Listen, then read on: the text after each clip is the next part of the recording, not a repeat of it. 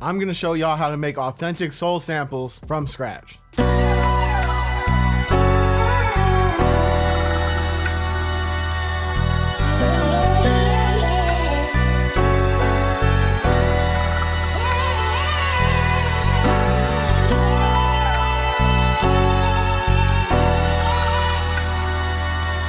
Right now, I'm in Analog Lab, and I got the classic jazz player piano, and I just put these chords down right here. Now, if you look at these chords right here, it's nothing crazy. This is like, it's low key the classic Pain progression where they go like, bum, bum, bum. It's like low key like that. Instead of just going like to this one right here where the normal Pain progression would be, I just went down to the C right here. You feel me? All right, so here's what the piano sounds like by itself.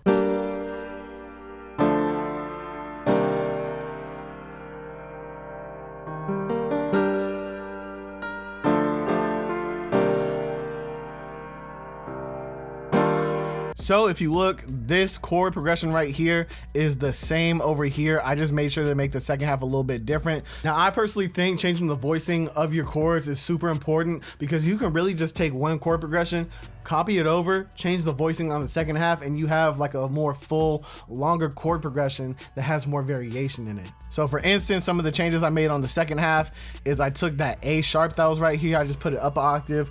Then I added like little runs like this right here. I added some more bounce with the second chord right here. You know what I mean? Instead of just having to play out full, I just kind of like did a little bump, bump. And then I added like a whole nother chord right here at the end, just to kind of give something that's a little bit unexpected and creates a little bit more resolve for the whole progression. Now, I also threw some vocals in here, so let's see what they sound like by themselves.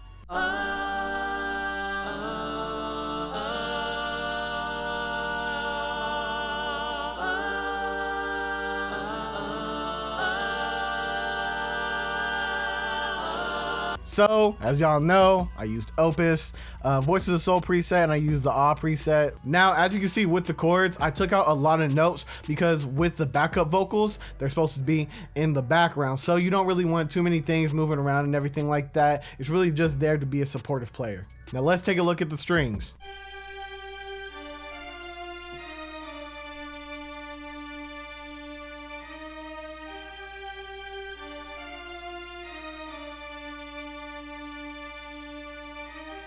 So I used Opus for this, and then this is the preset that I used, the Symphonic Orchestra.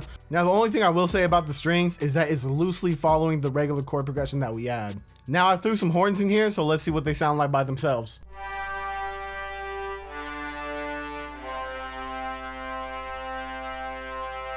So I use this right here, the 3TB Mark Sus Light from Opus again. So I just laid down this right here. It's basically just the root notes from the original chord progression. Now just to layer everything and make it sound more full in the background, I also threw in an organ for the second half. So let's see what that sounds like by itself.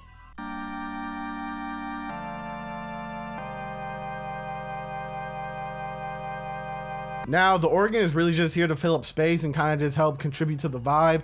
It's not really there to be a standout player, more just to kind of like help support everything as well. Now, here's what the vocals sound like with no effects on them.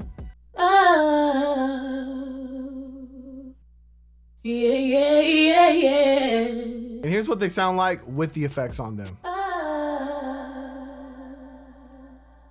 Yeah, yeah, yeah, yeah.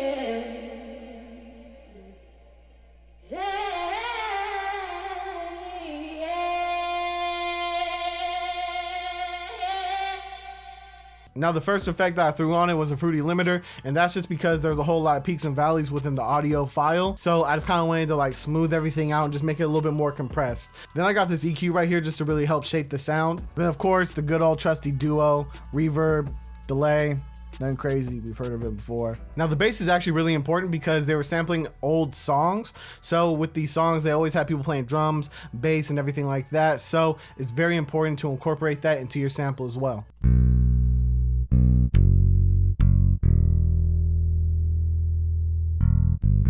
And as you can see with the bass, I didn't just play like one note the whole time and just kind of went like bloom, bloom. Because back in the day, they were moving and grooving, man. They were really like hitting these notes. So that's why I made sure to add a lot of movement within my bass. And then I also added some drums and sound effects. Here's what that sounds like.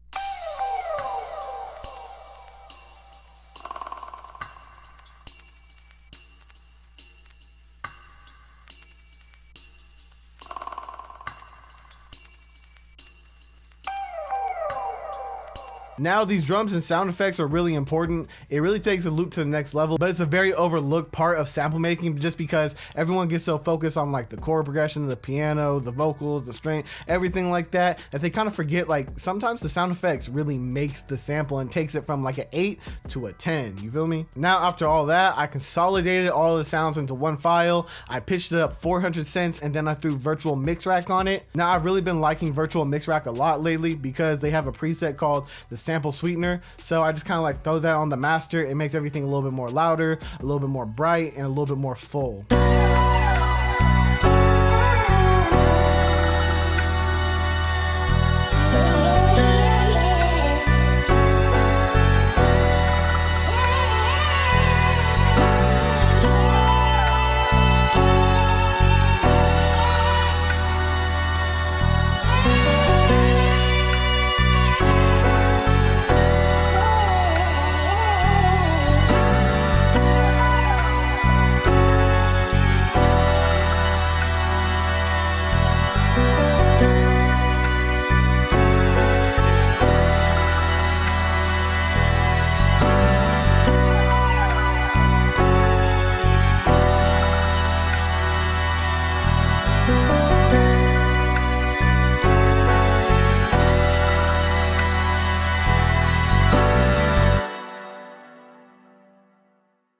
Now with that being said, that's going to conclude the video. Thank you very much for watching. If you want to like the video, hit me with a like. If you want to comment, don't comment. If you want to hit a sub, hit your boy with a sub. Peace out.